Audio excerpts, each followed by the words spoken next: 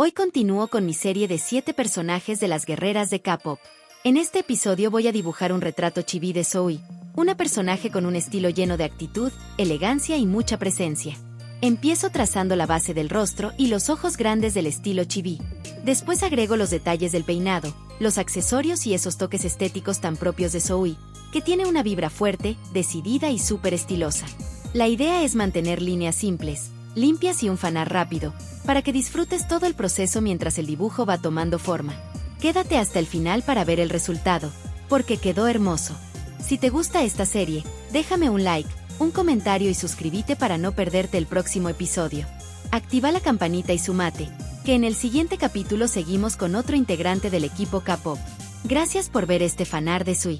¡Vamos al dibujo!